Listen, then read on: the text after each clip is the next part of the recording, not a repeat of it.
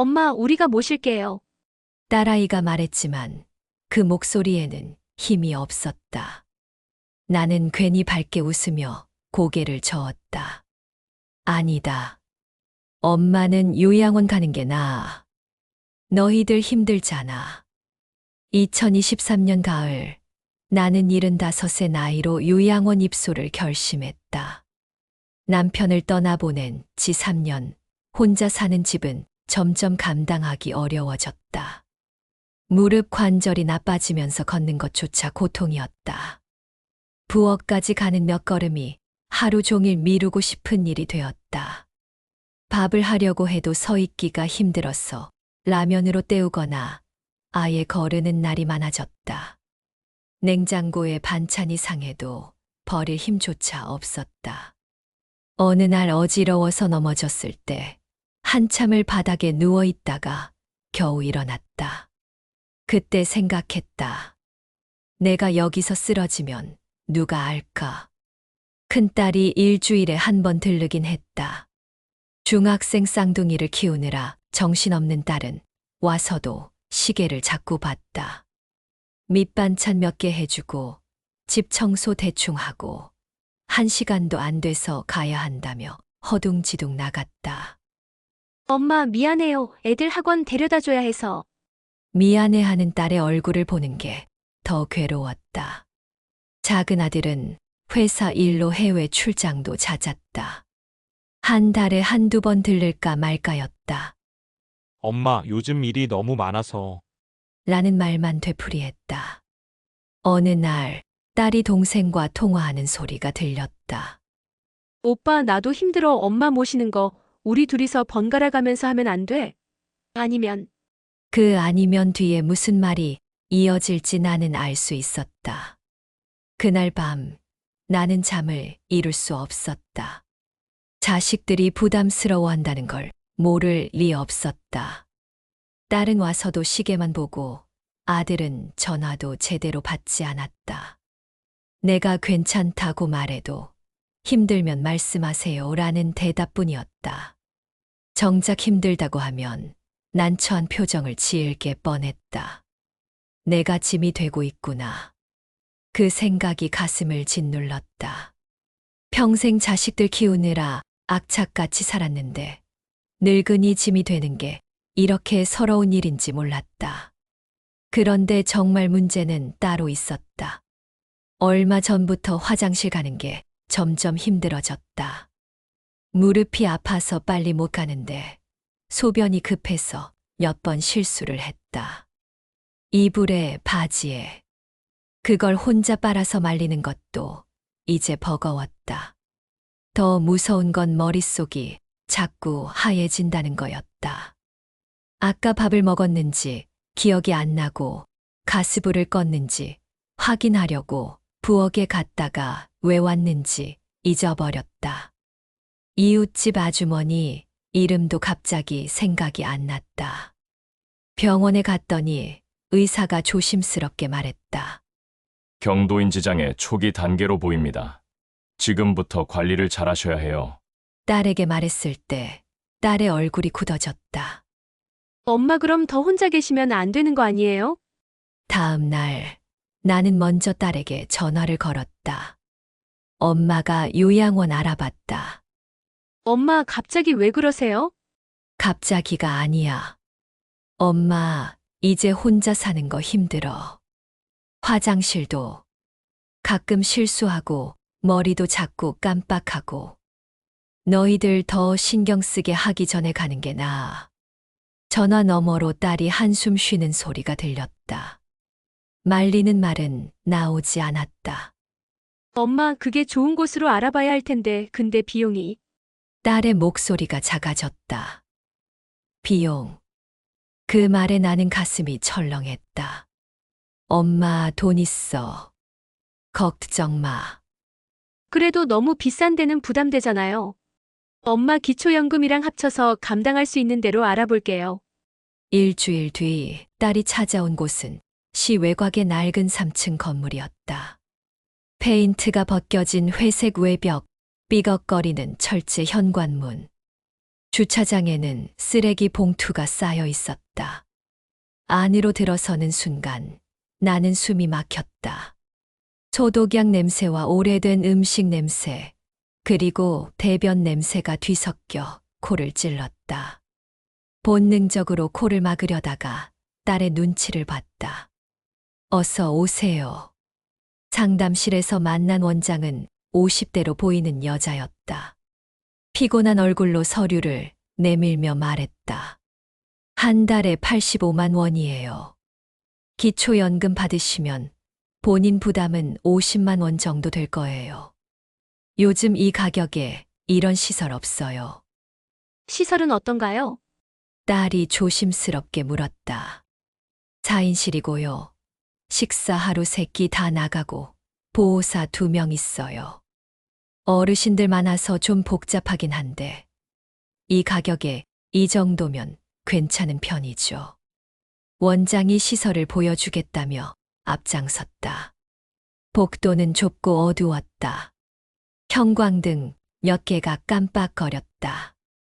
2층 복도를 지나가는데 한 방에서 고함 소리가 들렸다. 집에 가야 해. 내 집에 왜 날 가두냐고. 할머니, 조용히 하세요. 다른 분들 놀라잖아요. 짜증 섞인 요양보호사의 목소리가 이어졌다. 우리가 보게 될 방은 2층 끝에 있었다. 문을 열자 비좁은 공간에 침대 4개가 빼곡히 들어차 있었다. 침대 사이 간격은 50cm도 안 돼 보였다. 한 할머니는 침대에 묶인 채 혼잣말을 중얼거렸고 다른 할머니는 이불을 뒤집어 쓴 채 신음하고 있었다. 창가 침대에 누운 할머니는 천장을 멍하니 바라보고 있었다. 저기 빈 침대가 어머님 자리예요. 원장이 가리킨 곳은 문 바로 옆 침대였다. 사람들이 드나들 때마다 불빛과 소음에 시달릴 자리였다. 화장실은 어디 있어요? 내가 물었다. 문 옆에 화장실 있어요. 불편하시면 기저귀 착용하시면 되고요. 기저귀. 그 말에 온몸이 굳었다. 나는 아직 화장실에 갈 수 있었다. 다만 가끔 실수할 뿐이었다. 식사는 몇 시에 해요? 딸이 물었다. 아침 7시, 점심 12시, 저녁 5시요. 식당에 내려오실 수 있으면 내려오시고 못 오시면 방으로 가져다 드려요. 근데 보호사가 바쁠 때는 좀 늦을 수도 있어요. 우리가 돌아보는 동안 복도에서 한 할머니가 휠체어를 타고 지나갔다. 옷에 얼룩이 져 있었고 머리는 며칠 안 감은 듯 기름기가 흘렀다. 목욕은 어떻게? 일주일에 한 번이요. 보호사들이 순서대로 씻겨드려요. 근데 어르신이 많아서 한 분당 시간이 좀 짧긴 해요. 일주일에 한 번. 나는 평생 매일 씻고 살았다. 여름에는 하루에 2번도 씻었다. 상담을 마치고 나오는데 1층 식당에서 저녁 식사가 한창이었다. 플라스틱 식판에 담긴 음식은 국, 밥, 반찬 2가지가 전부였다. 김치와 무조림 같은 것. 한 할아버지는 떨리는 손으로 밥을 흘리며 먹고 있었고, 옆 할머니는 숟가락을 들지도 못하고 멍하니 앉아 있었다. 요양보호사가 3명의 어르신에게 동시에 밥을 떠먹이며 바쁘게 움직였다. 어머님, 빨리 드세요. 다른 분들도 기다리고 계세요. 재촉하는 목소리가 날카로웠다. 차에 타자마자 딸이 말했다. 엄마 여기 말고 다른 데 더 알아볼까요? 비용이 얼마나 더 드는데. 한 달에 150만 원 정도 하는 데도 있긴 한데. 딸의 목소리가 작아졌다. 나는 그 말 뒤에 숨은 뜻을 알았다. 쌍둥이 학원비, 남편 회사 사정도 안 좋다는 얘기를 들었다. 아니야. 여기면 돼. 엄마 돈으로 감당할 수 있는 데가 여기야. 하지만 괜찮아. 적응하면 괜찮을 거야. 나는 창밖을 보며 말했다. 딸의 얼굴에 안도의 빛이 스치는 걸 못 본 척했다. 입소일은 보름 뒤였다. 그 보름 동안 나는 집에서 매일 울었다. 내가 평생 살던 집, 남편과 자식들을 키우고 웃고 울던 이 공간을 떠난다는 게 실감이 나지 않았다. 서랍장을 정리하다가 남편과 찍은 사진들을 꺼내봤다. 신혼여행 사진, 아이들 돌잔치 사진, 결혼식 사진. 이 모든 순간들이 어제 같은데, 이제 나는 낯선 곳에서 낯선 사람들과 살아야 했다. 입소 전날 밤, 아들이 출장에서 돌아와 집에 들렀다. 엄마, 정말 괜찮으시겠어요? 응, 괜찮아. 너희들 마음 편하게 일하고 살아라. 주말에 한 번씩 갈게요. 아들은 그렇게 말했지만 나는 알고 있었다. 처음 몇 번은 오겠지만 점점 뜸해질 거라는 걸. 입소일 아침 딸이 차를 가지고 왔다. 트렁크에 짐을 실었다. 옷가지 몇 벌, 세면도구, 가족사진 액자, 그리고 손때 묻은 이불 한 채. 평생의 삶이 이 작은 짐으로 정리되었다. 요양원에 도착하자 요양보호사 한 명이 나왔다. 40대 정도로 보이는 여자였는데 얼굴에 피곤함이 가득했다. 어서 오세요. 박 선생님이시죠? 이쪽으로 오세요. 그녀는 내 팔을 잡아 끌듯 2층으로 안내했다. 딸이 짐을 들고 뒤따라왔다. 방문을 열자 지난번에 봤던 그 비좁은 공간이 나타났다. 다른 3명의 할머니들은 그대로였다. 묶여있던 할머니는 여전히 혼잣말을 중얼거렸고 이불을 뒤집어 쓴 할머니는 신음소리를 냈다.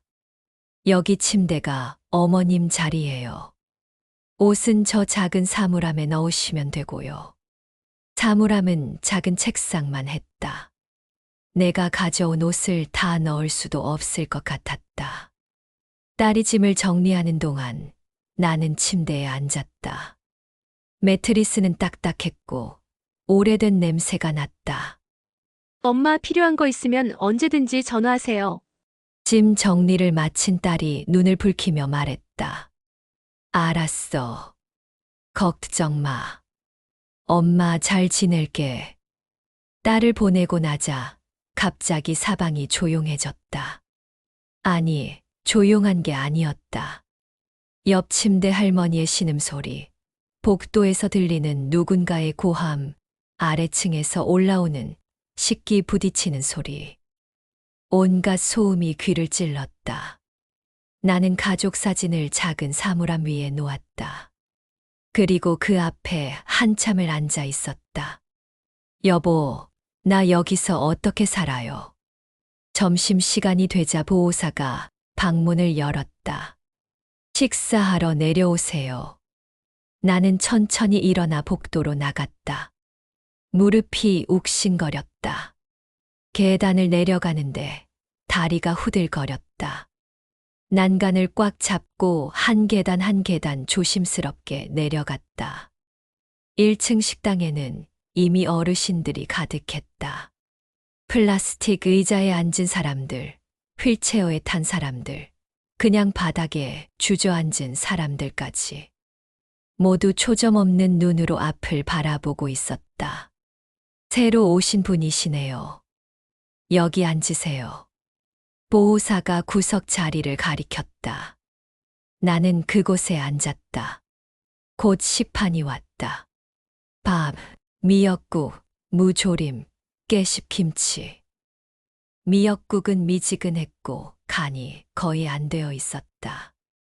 무조림은 너무 짜서 먹을 수가 없었다. 할머니, 빨리 드세요. 다 먹으면 식판 거기 갖다 놓으시고요. 보호사가 다른 어르신을 먹이느라 바쁘게 움직였다. 나는 억지로 밥 몇 술을 떠먹었다. 입맛이 없었다. 아침부터 아무것도 먹지 못해서 배는 고팠지만 이 음식이 목으로 넘어가지 않았다. 옆 테이블에서 한 할아버지가 밥을 흘리며 먹었다. 보호사가 달려와 짜증스럽게 말했다. 할아버지, 그렇게 흘리면 어떡해요? 치우기 힘들잖아요. 할아버지는 고개를 떨구고 손을 멈췄다. 식사를 마치고 방으로 돌아왔다. 계단을 오르는 게 내려올 때보다 더 힘들었다. 숨이 차서 중간에 2번이나 쉬었다. 방에 들어가니 이불을 뒤집어 쓴 채 신음하던 할머니 침대에서 고약한 냄새가 났다. 대변 냄새였다. 나는 입을 막고 내 침대에 앉았다. 30분쯤 지나자 보호사가 들어왔다. 아이고, 또 싸셨네. 할머니, 왜 미리 말씀을 안 하세요? 보호사는 짜증스럽게 말하며 할머니의 이불을 걷었다. 할머니는 아무 말도 하지 않았다. 아니, 말을 할 수 없는 것 같았다. 박 선생님, 처음이시니까 놀라셨죠? 여기 계신 분들 대부분 이러세요. 적응하셔야 해요. 보호사는 대충 닦아내고 새 기저귀를 채웠다. 더러워진 이불은 구겨서 복도에 던져놨다. 나중에 치울게요. 지금은 다른 층 돌봐야 해서. 그렇게 말하고 보호사는 황급히 나갔다. 방 안에는 여전히 냄새가 진동했다. 나는 창문을 열려고 했다. 하지만 창문은 안전을 위해서인지 10cm밖에 열리지 않았다. 첫날 밤이 왔다. 9시쯤 되자 보호사가 불을 껐다. 소등 시간이에요. 주무세요. 벌써요? 아직 졸리지도 않은데. 규칙이에요. 9시 소등, 아침 6시 기상이에요. 나는 평생 11시나 12시에 잤다. 9시에 자본 적이 없었다. 어둠 속에서 나는 눈을 뜨고 천장을 바라봤다. 옆 침대에서 할머니의 신음소리, 코 고는 소리, 이 갈리는 소리가 들렸다. 복도에서는 누군가가 집에 가고 싶어라고 우는 소리가 들렸다. 나는 이불을 뒤집어 쓰고 눈물을 흘렸다. 소리 내지 않으려고 입을 꽉 다물었다. 이게 내 인생의 마지막인가? 밤 11시쯤 갑자기 소변이 급했다. 일어나려는데 무릎이 욱신거렸다. 어둠 속에서 침대에서 내려왔다. 다리가 후들거렸다. 화장실 문을 열었을 때 이미 늦었다. 따뜻한 액체가 다리를 타고 흘러내렸다. 나는 그 자리에 서서 울었다. 75 평생 이렇게 서러운 적이 없었다. 한참을 화장실에서 울다가 나는 젖은 속옷을 벗어들고 나왔다 하지만 속옷을 빨 곳도 말릴 곳도 없었다. 나는 젖은 속옷을 비닐봉지에 넣어 사물함 깊숙이 숨겼다. 그리고 새 속옷으로 갈아입고 다시 침대로 돌아왔다.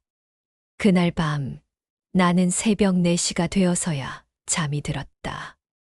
아침 6시 형광등이 켜지며 보호사의 목소리가 울렸다.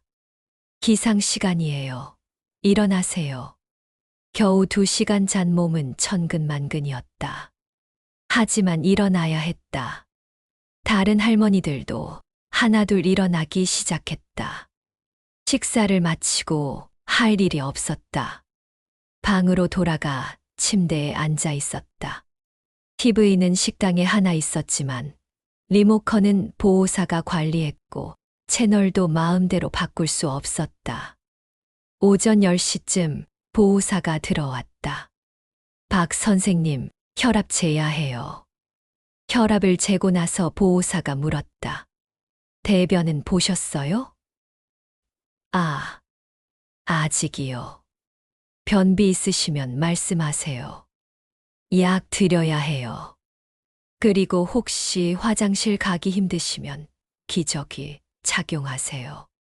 밤에 실수하시면 치우기 힘들어요. 기저귀. 나는 고개를 저었다. 아니에요. 전 아직 괜찮아요. 그러시면 다행이고요. 근데 밤에 실수하시는 분들 많으니까 미리 말씀드리는 거예요. 점심시간까지 4시간. 나는 침대에 앉아 창밖을 바라봤다. 창 너머로 보이는 건 다른 건물의 회색 벽뿐이었다.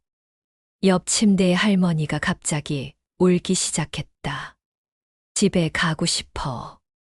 우리 집에. 묶인 할머니였다.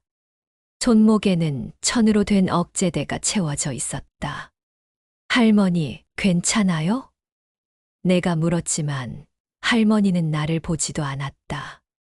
그저 계속 울었다. 한참 뒤 보호사가 들어왔다. 할머니, 또 우세요?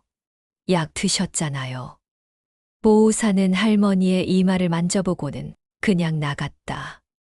점심은 밥 된장찌개, 시금치 무침이었다. 된장찌개는 간이 하나도 안 되어 있었고, 시금치는 질겨서 씹을 수가 없었다. 옆 테이블에 할아버지가 숟가락을 떨어뜨렸다. 보호사가 한숨을 쉬며 주워줬다. 할아버지, 제발 조심해서 드세요. 오후 2시 복도에 공지가 붙었다. 오늘 오후 3시 레크리에이션 활동 풍선 배구. 나는 식당으로 내려갔다. 어르신 10명 정도가 둥그렇게 앉아 있었다. 대부분 멍한 표정이었다. 보호사가 풍선을 하나 꺼내 들었다. 자, 할머니 할아버지들, 풍선 배구 할 거예요. 손뼉 치면서 풍선 날려보세요. 보호사는 풍선을 던졌다. 풍선은 바닥에 떨어졌다. 아무도 치지 않았다. 아이고, 왜 안 하세요? 재밌잖아요. 보호사는 다시 풍선을 주었다. 이번엔 한 할머니의 얼굴에 던졌다. 할머니는 깜짝 놀라 뒤로 물러났다. 할머니, 이렇게 치는 거예요. 20분간의 레크리에이션이 끝났다. 재미있다거나 즐겁다는 생각은 들지 않았다. 그저 시간을 때우는 것 같았다. 저녁 5시 다시 식사 시간이었다. 밥, 콩나물국, 김치, 계란 반쪽. 집에서는 저녁을 7시에 먹었다. 5시에 먹으니 밤 9시 소등 전까지 배가 너무 고팠다. 간식 같은 건 없나요? 내가 보호사에게 물었다. 개인 간식은 사물함에 보관하세요. 근데 냄새 나는 건 안 돼요. 다른 분들 때문에. 이틀째 되는 날, 딸에게 전화를 걸었다. 엄마 괜찮으세요? 응. 괜찮아. 근데 간식 좀 가져다 줄 수 있니? 과일이나 빵 같은 거. 네, 이번 주말에 갈게요. 필요한 거 더 있으세요? 말하고 싶은 게 너무 많았다. 음식이 맛없다는 것, 밤에 잠을 못 잔다는 것, 방 안 냄새가 견딜 수 없다는 것, 화장실 가기가 너무 힘들다는 것. 하지만 나는 없어, 괜찮아 라고만 말했다. 사흘째 되던 날, 드디어 목욕 순서가 왔다. 박 선생님, 목욕하실 시간이에요. 보호사가 나를 3층 목욕실로 데려갔다. 좁은 공간에 샤워기 2개가 전부였다. 바닥에는 물이 고여 있었다. 옷 벗으세요. 빨리요. 보호사가 재촉했다. 나는 당황했다. 보호사 앞에서 옷을 벗어야 했다. 혼자 씻을 수 있어요. 안 돼요. 넘어지시면 어떡해요. 빨리 벗으세요. 다음 분들 기다리고 계세요. 나는 떨리는 손으로 옷을 벗었다. 평생 남편 외에는 아무도 보지 못한 내 몸을 낯선 사람 앞에서 드러내야 했다. 보호사는 찬물과 더운 물을 섞어 샤워기로 내 몸에 뿌렸다. 그리고 떼수건으로 몸을 대충 문질렀다. 아파요. 할머니, 이렇게 안 하면 때가 안 벗겨져요. 5분. 목욕은 5분 만에 끝났다. 머리 감는 것까지 포함해서. 자, 이제 나가세요. 옷 입으시고. 젖은 몸으로 서둘러 옷을 입었다. 머리는 제대로 말리지도 못했다. 물이 뚝뚝 떨어졌다. 방으로 돌아와 거울을 봤다. 머리는 엉망이었고 몸은 제대로 씻긴 것 같지도 않았다. 일주일이 지났다. 딸이 간식을 가지고 왔다. 엄마 많이 힘드시죠? 딸의 눈에 눈물이 고였다. 아니야. 적응하면 괜찮을 거야. 나는 웃으려고 애썼다. 하지만 일주일 만에 나는 3kg이 빠져 있었다. 엄마 밥은 드시고 계세요? 응, 잘 먹고 있어. 거짓말이었다. 음식은 몇 끼 남겼다. 입맛이 없었다. 딸은 1시간쯤 있다가 갔다. 아이들 학원 시간 때문이었다. 다음 주에 또 올게요. 하지만 다음 주 딸은 오지 못했다. 아이가 아프다는 전화만 왔다. 2달째 나는 밤마다 소변 실수를 했다. 박 선생님, 이제 기저귀 착용하세요. 매일 밤 이불 빨아야 하잖아요. 보호사의 말에 나는 결국 고개를 끄덕였다. 기저귀를 차는 순간 뭔가가 무너지는 기분이었다. 나는 더 이상 사람이 아니라 관리 대상이 되어버린 것 같았다. 3달째 머릿속이 점점 더 하얘졌다. 오늘이 무슨 요일인지, 아침을 먹었는지 기억이 나지 않았다. 복도를 걷다가 내 방이 어디인지 잊어버렸다. 한참을 헤매다가 보호사가 데려다 줬다. 할머니, 정신 좀 차리세요. 매번 이러시면 어떡해요. 보호사의 짜증 섞인 말투에 나는 움츠러들었다. 체중은 5kg이 더 빠졌다. 거울을 보니 내가 아닌 것 같았다. 머리는 더러워 보였고 얼굴은 핏기가 없었다. 같은 방 할머니가 밤에 돌아가셨다. 새벽에 구급차가 왔다. 다음 날 그 자리에 새로운 할머니가 들어왔다. 아무 말도 없이 그저 천장만 바라보는 할머니였다. 죽음이 이렇게 가까이 있다는 게 실감났다. 어느 날 저녁 식당에서 밥을 먹다가 갑자기 눈물이 났다. 할머니, 왜 우세요? 보호사가 물었다. 집에 가고 싶어요. 할머니, 여기가 할머니 집이에요. 진정하세요. 하지만 나는 멈출 수가 없었다. 울음이 터져 나왔다. 집에 가고 싶어요. 내 집에. 나는 묶여있던 그 할머니처럼 소리쳤다. 보호사들이 달려와 나를 방으로 데려갔다. 할머니, 진정제 드릴게요. 이러시면 다른 분들 놀라잖아요. 그날 밤 나는 약을 먹고 기절하듯 잠들었다. 다음 날 아침 딸에게서 전화가 왔다.